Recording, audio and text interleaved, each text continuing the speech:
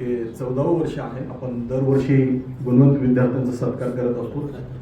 व्यासपीठावर विराजमान असलेले प्रमुख पाहुणे उदगीरचे उपजिल्हाधिकारी श्री सुशांत शिंदे सर, माननीय पोलीस उपअधीक्षक श्री गजानन भातलवंडे सर, कार्यक्रमाध्यक्ष म्हणून उपस्थित राहणार होते ते मान्यवर प्रदीप बेदरे साहेब होते. पण डॉक्टर लखोटिया साहेबांचे वडील नरसिंगदास कन्हैयालाल लखोटिया यांचं आज सकाळी वयाच्या 97 वर्षी निधन झालं. आम्ही निधन झालं म्हणून लखोटिया साहेबांना भेटायला गेलो. म्हणजे कार्यक्रम पोस्टपोन करावा का असं ते होतं सगळं. आमच्या बलसुद्धा सरांनी फोन केला होता, पण लखोटिया साहेबांनी आम्ही भेटून दर्शन घेऊन थांबलो तिथं. पण साहेब बाहेर आले पुन्हा. 1-2 तास आम्ही बसलो होतो तिथं आणि त्यांनी सांगितलं की कार्यक्रम कंटिन्यू करा, कारण मुलांची आणि मुलांच्या पालकांची गैरसोय झाली नाही पाहिजे. मुलांचे पालक, विद्यार्थी, शिक्षक वृंद, पत्रकार बंधू या सर्वांचं मी गुणवंत विद्यार्थ्यांच्या सत्काराच्या निमित्ताने होळीकर प्रतिष्ठानच्या वतीने स्वागत करतो. गुणगौरव सोहळा हा दरवर्षीच आपण साजरा करतो, पण यावर्षी हा कार्यक्रम करत असताना हा नुसताच गुणवंत विद्यार्थ्यांचा सत्कार नाही, तर तो प्रामाणिकपणा, परिश्रम, जिद्द आणि गुणवत्तेच्या विजयाचा हा उत्सव आहे. आणि म्हणून दिलो होळीकर सरांनी संपूर्ण उदगीरची गुणवत्तेचं जे स्वप्न पाहिलेलं होतं ते स्वप्न पूर्ण व्हावं. कारण उदगीरमध्ये एक शैक्षणिक फोरम होता.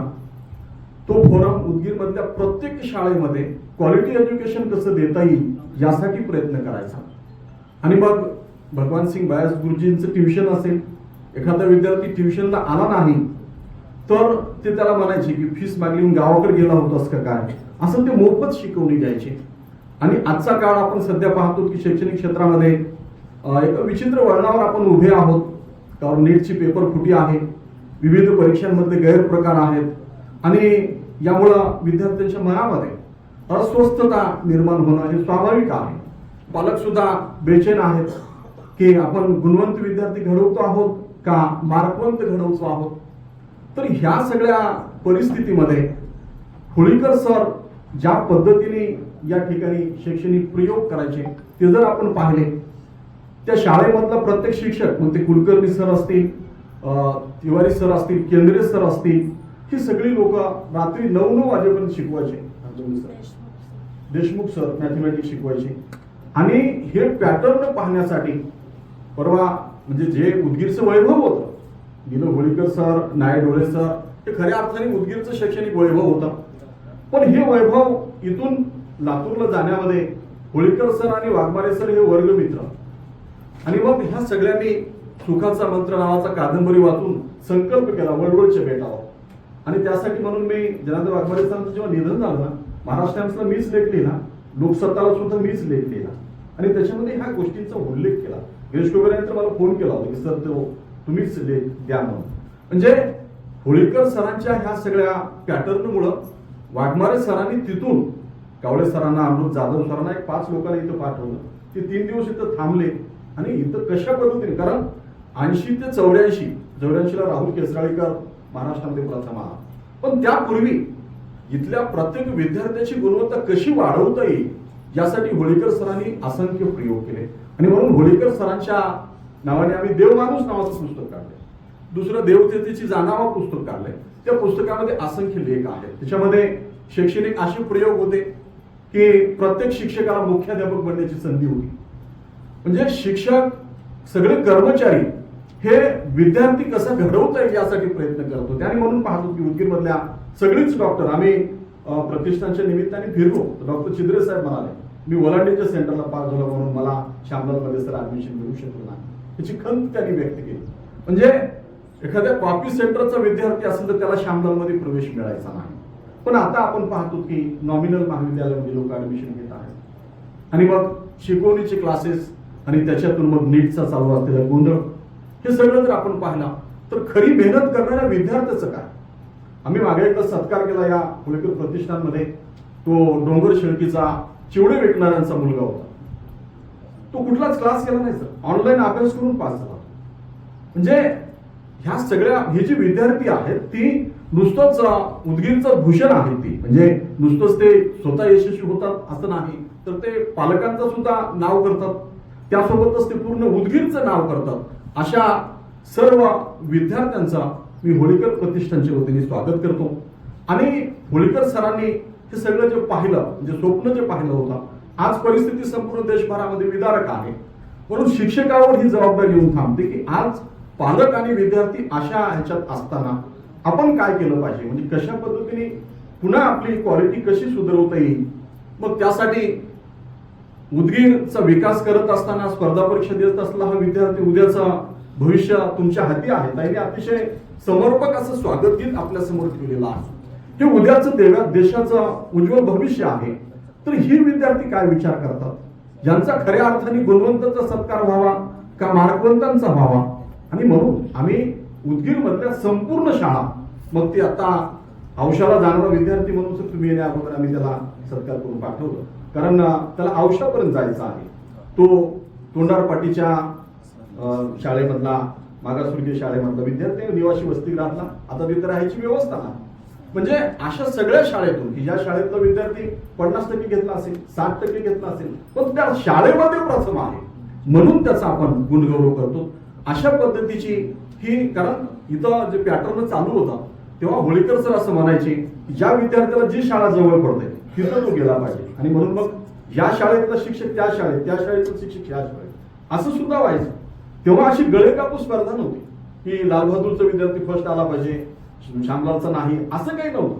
तिथले सर इथले सर, म्हणजे तिथं एखादा महिना मॅथमॅटिक्स देशमुख तिकडे शिकवायचे, तिकडचे सर इकडे शिकवायचे.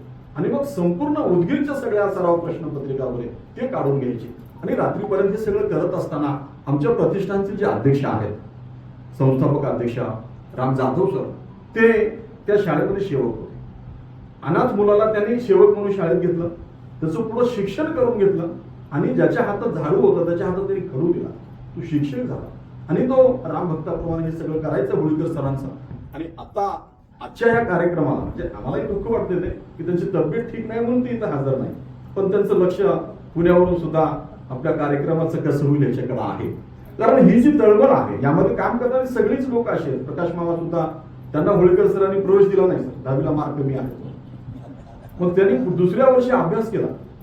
ते आता डिफॉर्मसी झालेली आहे. प्रकाश मामा म्हणजे उदगीर मधलं एक खरं खुरं आयडॉल्स असलेलं ब्रँड आहे की जिथं कुठं त्याचं मेडिकल लेवलला डॉक्टर नाही, पण कुठलंही औषध असेल तर उदगीर परिसरातला 25 प्रत्येक माणूस म्हणतो प्रकाश मामाच्या मेडिकलला, आणि मग तिथं ती गोळी औषध मिळणार.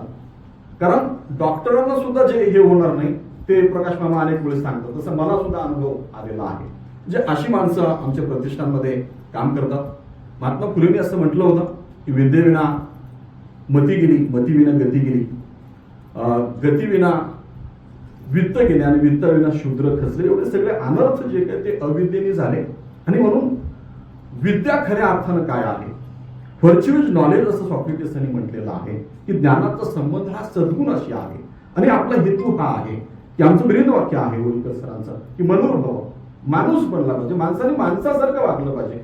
तो किती गुणवंत आहे यापेक्षा तो किती चांगला नागरिक बनेल. आणि उद्याची ही सगळी विद्यार्थी ही जी गुणवंत आहेत ते उदगीरचं जे भूषण आहे ही सगळी उद्याची या भारताची जबाबदार नागरिक होणार आहेत. आणि म्हणून त्यांचा सत्कार, त्यांचा गुणगौरव तशाच तोडीच्या अधिकाऱ्यांकडून झाला पाहिजे. म्हणून आपण सुशांत शिंदे सरांना बोलले, ते उदगीरचे उपजिल्हाधिकारी आहेत. मागं महानगर नगरपालिकेचा प्रशासक नियुक्त होता तेव्हा शारदोत्सव व्याख्यानमाला बंद झाली, सरांनी पुढाकार घेऊन चालू केली.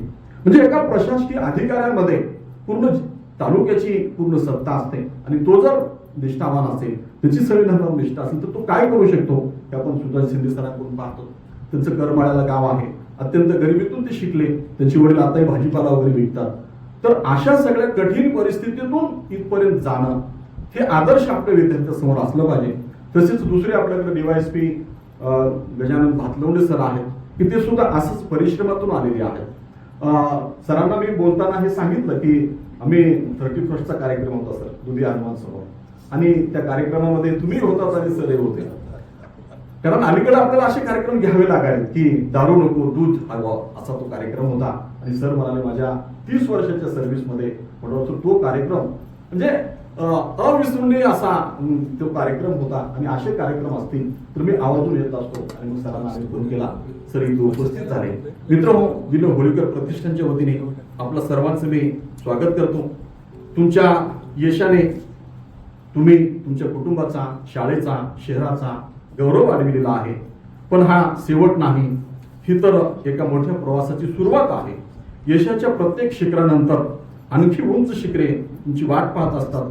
त्यामुळे नम्रता, कष्ट आणि सामाजिक बांधिलकी याची साथ आपण कधीही सोडू नका.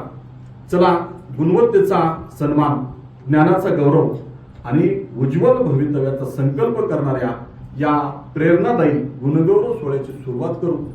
आपली मेहनत आणि परिश्रम, शिस्त, सातत्य आणि ज्ञान अशी ही चतुसूत्री आहे. 4 पिलरवर ज्ञानाची इमारत उभी राहत असते. असं आपलं व्यक्तिमत्व घडावं, फुलावं आणि उदगीरचं वैचारिक वैभव जे डोळे सरांच्या, होळीकर सरांच्या काळात होतं ते आपल्याला परत मिळावं, या उद्देशासाठी हा कार्यक्रम आहे. मी माझं लांबलेलं प्रास्ताविक थांबवतो. आपल्या सर्वांचं अभिनंदन करतो. आपण निश्चितपणे सामाजिक बांधिलकी म्हणून हा गुणगौरव लक्षात घेऊन पुढं देशाला अशा नागरिकांची गरज आहे. राष्ट्रबांधणी उगी होत नसते. माणसं जेव्हा जीव ओतून काम करतात त्याच्यातून राष्ट्र उभं टाकत असते आणि हे आपण करावं अशी अपेक्षा करतो. उदगीरची गेलेली गुणवत्ता पुन्हा आपण सर्वांच्या प्रयत्नाने पुन्हा आपण आणू. ते वैभव आलेलं आपण सगळेजण पाहाल अशी अपेक्षा करतो. थांबतो. धन्यवाद. जय हिंद, जय महाराष्ट्र. नाव गजानन असल्यामुळे काहीच संकट नाही, सगळं सुरू. पोलीस खात्याचा एवढाच फायदा आहे, नंबर लवकर लागतो कुठेही.